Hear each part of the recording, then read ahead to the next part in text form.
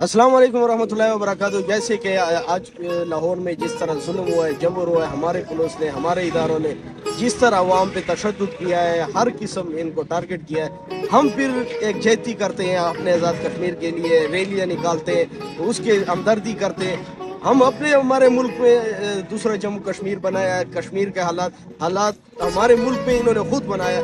हमारे लोगों के ऊपर इस तरह का जुल्म किया जा रहा है। मैं तो कह रहा हूँ एक बार एटम बम ही चला दो, इस मुल्क से सारा सफाया कर दो। तुम लोग किसी ऐसी महफूज जगह छुप जाओ और हमें एटम बम से उड़ा दो, सारे अवाम को उड़ा दो, ताकि हमारी जान छूटे और हमारी मुसम्मत से आप लोगों को जान छूटे। अगर हमारी इस तहरीक से, हमारी आज़ादी से, हमारे इस मसले से आप लोगों का जान छूट सकता है तो यही काम रह गया, ये कर दो। ये लेकिन ये अवाम कभी पीछे नहीं हटेगी। ये अवाम अब जाग चुकी है आप लोगों की, आप चोरों की। ये चोरों को पीछे जो भी लोग हैं वो सबको पता है कि जो कर रहे हैं वो भी हम सबको पता है कि कौन कर रहा है कौन नहीं कर रहा है। सदा अफसोस अफसोस, जब तक तुम लोग अवाम निकलोगे नहीं, इस तरह जलील एक एक करके मरोगे और तशद्दुद होएगा आप लोगों पे। इसके खिलाफ मुकम्मल आपने जिहाद करना है और सही अपना जो है ना हक छीनने के लिए आपको अपनी जान की बाजी लगानी पड़ेगी, फिर इनसे जान छूटेगी। वरना इन बेगैरतों से, इन जालिमों से ऐसी जान नहीं छूटनी।